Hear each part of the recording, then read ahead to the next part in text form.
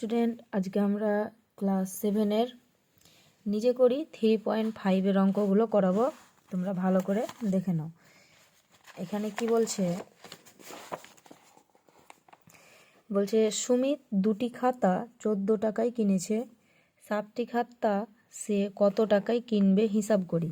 দেখো, আমরা ক্লাস 5 থেকে 6 পর্যন্ত করে এসেছি ঐকিক নিয়মের অঙ্ক। তো এটা যেহেতু আমাদের সমানুপাতের অধ্যায়ে দিয়েছে, তাই এটাকে আমরা সমানুপাত দিয়ে বের করতে হবে।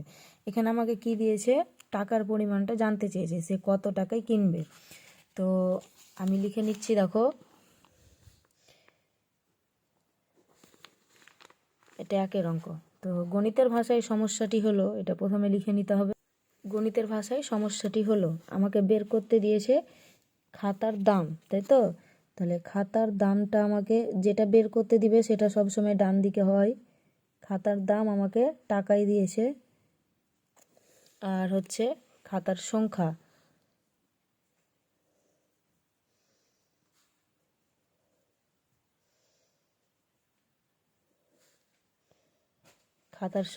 তাহলে 2টি খাতার দাম 14 টাকা, তাহলে 7টি খাতার দাম কত টাকা জানি না, মনে করলাম x টাকা।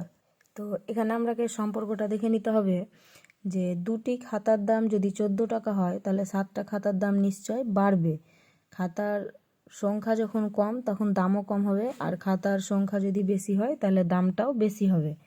তো সম্পর্কটা আমাদের কি হবে, যেহেতু কমলে কমছে বাড়লে বাড়ছে, তাহলে সম্পর্কটা হবে সরল সম্পর্ক। মানে এখানে আমাকে লিখতে হবে যে খাতার সংখ্যার সাথে খাতার দামের সরল সমানুপাতে আছে। দেখো, লিখে নিচ্ছি, খাতার সংখ্যার সাথে দামের সরল সমানুপাতি। তো যদি সরল সমানুপাতি হয় তাহলে আমাকে সমানুপাতটা কি করে লিখতে হবে, 2:7। এটা 2:7 থেকে যাবে, এখানে সমানুপাত দিতে হবে 14:x। এটা যদি সরল সমানুপাত হয় তাহলে কিন্তু কিছু পরিবর্তন হয় না, এভাবেই লিখতে হয়। আর যদি ব্যস্ত অনুপাত হতো তাহলে এটাকে আমি উল্টে দিতাম, x:14 লিখতাম। এই যেখানে 14:x লিখেছি, ব্যস্ত অনুপাত হলে এটাকে আমাকে উল্টে দিতে হয়। তাহলে এবার কি হবে বলো, এটাকে যদি আমরা ভাগের আকারে লিখি তাহলে 2-7 সমানুপাত মানে সমান, তাহলে 14/x, বা 2-এর সঙ্গে যদি x গুণ করি তাহলে 2x, আর 14-র সঙ্গে 7 গুণ করলাম। তাহলে এবার x এর মান কি করে বের করতে হবে, 14 × 7, বাই নিচে কত 2, 2 1 2, 7 2 14, তাহলে 7 7 কত 49। অতএব খাতার দাম কত ছিল, 49 টাকা। অতএব খাতার দাম 49 টাকা। তারপরে নেক্সট দেখো, বলছে একটি জিপ গাড়ি 320 কিলোমিটার দূরত্ব যায় 8 ঘন্টায়। সমবেগে চললে ওই জিপ গাড়িটি 120 কিলোমিটার দূরত্ব কত ঘন্টায় যাবে। তাহলে আমাকে এখানে কি বের করতে দিয়েছে, সময়টা বের করতে দিয়েছে যে কত ঘন্টা যাবে। তো গণিতের ভাষায় সমস্যাটি হলো, আগে লিখে, গণিতের ভাষায় সমস্যাটি হলো আমাকে বের করতে দিয়েছে কি সময়। সময়টা কিসে দিয়েছিল, ঘন্টায়। যেটা বের করতে দিবে সেটা সব সময় ডান দিকে রাখবে। আর দিয়েছে আমাকে দূরত্বটা দিয়েছে আমাকে কিলোমিটারে। তাহলে বলেছে 320 কিলোমিটার যায় 8 ঘন্টায়, তাহলে 120 কিলোমিটার কত ঘন্টায় যাবে, তাই তো? তো 320 কিলোমিটার যদি 8 ঘন্টায় যায় তাহলে 120 কিলোমিটার যেতে নিশ্চয়ই কম সময় লাগবে। বেশি যদি দূরত্ব যায় তাহলে বেশি সময় লাগবে, আর যদি কম দূরত্ব যায় তাহলে কি হবে, কম সময় লাগবে। তো বেশিতে বেশি হবে সময়, আর কমলে কমছে, মানে বাড়লে বাড়ছে কমলে কমছে, তাহলে এটাও কি হবে, সরল সমানুপাতি। এই যে আমি লিখে নিয়েছি, দূরত্বের সঙ্গে সময় সরল সমানুপাতে আছে। তাহলে যদি সরল সমানুপাতে থাকে তাহলে এটা কি হবে, 320:120 সমানুপাত 8:x। তাহলে এটা কি হবে, 320/120 সমান 8/x। এখান থেকে যদি x এর মান বের করতে যাই তাহলে এই 320-র সঙ্গে x এর গুণ করতে হয়, এই ওপরের সঙ্গে নিচের গুণ হয়, আর এই ওপরের সঙ্গে এই নিচের গুণ হয়। তাহলে 8-এর সঙ্গে 120 গুণ হবে, তাহলে বা x = কত হবে, 8 × 120, বাই নিচে হবে 320। একটা শূন্য কেটে দাও, 8 × 8 = 4 × 8 = 32, 4 × 4 = 4 × 3 = 12, তাহলে কত পেলাম 3, তাহলে অতএব 3 ঘন্টা সময় লাগবে, 3 ঘন্টা সময় লাগবে। বুঝতে পেরেছো? তারপরে নেক্সট দেখো 3 নম্বরটা বলছে 6 কিলোগ্রাম স্টেনলেস স্টিল তৈরি করতে 720 গ্রাম ক্রোমিয়াম লাগে। হিসাব করে দেখি 11 কিলোগ্রাম স্টেনলেস স্টিল তৈরি করতে কত কিলোগ্রাম ক্রোমিয়াম লাগবে। তো কত কিলোগ্রাম ক্রোমিয়াম লাগবে আমাকে এখানে ক্রোমিয়ামের পরিমাণটা কিন্তু জানতে চেয়েছে। তো দেখে নাও 3 নম্বরের অঙ্কটা কি করে করছি। গণিতের ভাষায় সমস্যাটি হলো আমাকে ক্রোমিয়ামের পরিমাণটা জানতে চেয়েছে, তাহলে যেটা জানতে চেয়েছে সেটা ডান দিকে হবে।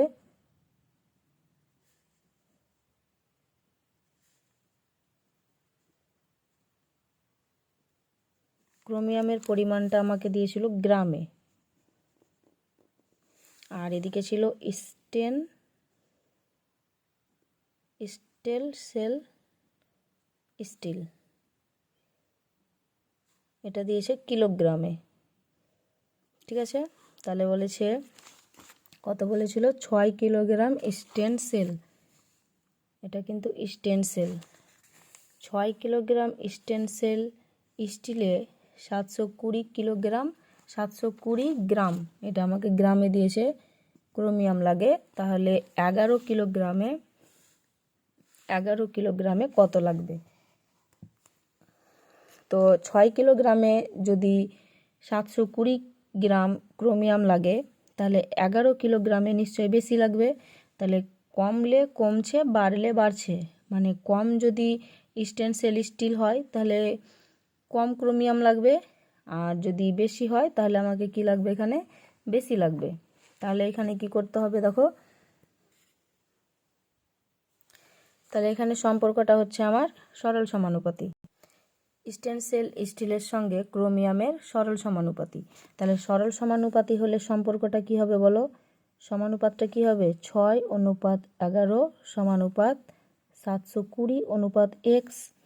তাহলে বা এটা হবে কত 6-11, এই সমানুপাতটা সমান হয়ে যাবে 720/x, বা 6-এর সঙ্গে যদি x গুণ করা হয় তাহলে 6x, 720-র সঙ্গে 11 গুণ, তা আমি এখানে গুণটা এখন রেখে দিচ্ছি। তাহলে বা x এর মান যদি বের করা হয় তাহলে 720 × 11/6, 6-একে 6, 6-12 72, তাহলে একটা শূন্য বসে গেল। 120-কে যদি 12 দিয়ে গুণ করা হয় তাহলে 1320। আচ্ছা 1320 এটা আমার কিন্তু বের হলো গ্রাম। ঠিক আছে, এবার গ্রাম থেকে যদি আমি কিলোগ্রামে যাই, দেখো এখানে তোমরাকে আমি দেখিয়ে দিছি, আমি যদি এইভাবে করি মিলিগ্রাম, সেন্টিগ্রাম, ডেসিগ্রাম, দেখো মিলিগ্রাম, সেন্টিগ্রাম, ডেসিগ্রাম, গ্রাম, ডেকাগ্রাম, হেক্টোগ্রাম, কিলোগ্রাম। তো বাম দিক থেকে যদি ডান দিকে যাই তাহলে আমাদের কি হবে, বাম দিক থেকে ডান দিকে গেলে ভাগ হয়, আর ডান দিক থেকে যদি বাম দিকে আসি তাহলে আমাদের, আচ্ছা না সরি, মানে বাম দিক, এটা আমাদের ডান দিক, ডান দিক থেকে যদি বাম দিকে যাই, এই যে এটা আমাদের ডান দিক, ডান দিক থেকে কোন দিকে যাব, বাম দিকে, তাহলে কি হবে বলো, এটা আমাদের ভাগ হবে। আর ডান দিক থেকে যদি বাম দিকে যাই তাহলে আমাদের গুণ হবে। ধরো আমাকে বললো 1 কিলোগ্রাম, কত বলেছে 1 কিলোগ্রাম, তাহলে 1 কিলোগ্রাম মানে কত গ্রাম, 1 কিলোগ্রাম মানে দেখো কিলোগ্রামের কয় ঘর পরে, গ্রাম আছে 3 ঘর পরে, তাহলে 3টে শূন্য বসিয়ে দাও, হয়েছে। মানে কিলোগ্রাম থেকে যখন গ্রামে যাবা তখন 1000 দিয়ে গুণ করে দিতে হবে। তাহলে আমরা বলতে পারি যে 1 কিলোগ্রাম সমান 1000 গ্রাম, তাই তো।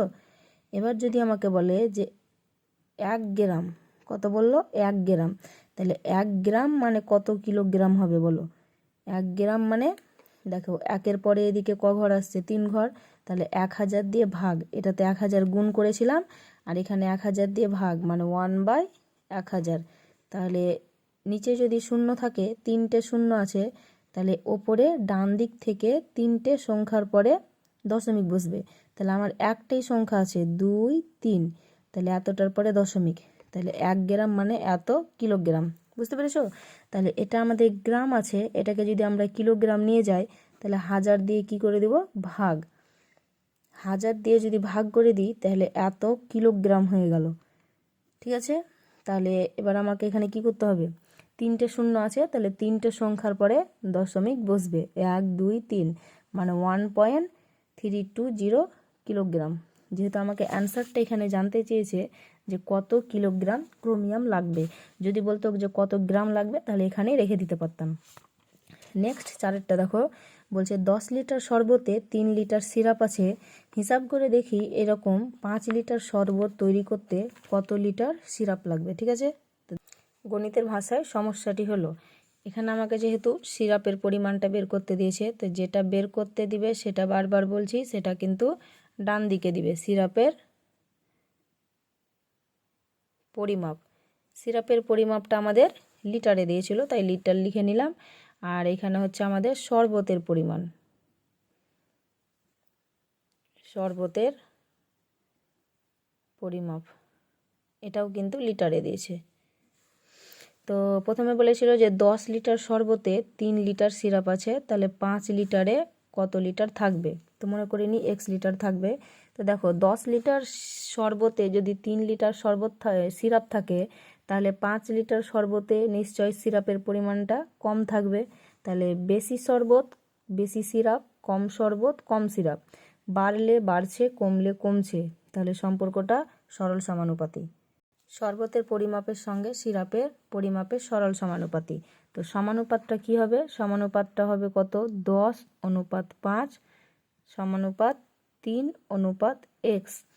তাহলে এখানে কত হবে, 10/5 সমান 3/x, বা 10-এর সঙ্গে যদি x গুণ করা হয় তাহলে 10x সমান এটা 5 × 3, তাহলে বা x সমান কত হবে, 5 × 3/10, 5 × 1 = 5, 5 × 2 = 10, তাহলে হচ্ছে 3/2। তাহলে 3/2 মানে হচ্ছে 1/1/2।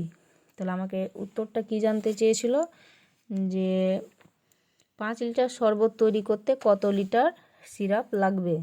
অতএব 5 লিটার শরবত তৈরি করতে 1/1/2 লিটার সিরাপ লাগবে। বুঝতে পেরেছ? তারপরে দেখো, আচ্ছা আজকে আমরা এখানেই ক্লাস শেষ করছি। আমার ভিডিও যদি তোমাদের ভালো লাগে এবং এরকম যদি নতুন নতুন ভিডিও পেতে চাও তাহলে চ্যানেলটিকে সাবস্ক্রাইব এবং একটা লাইক দিয়ে পাশে থেকো। বাই।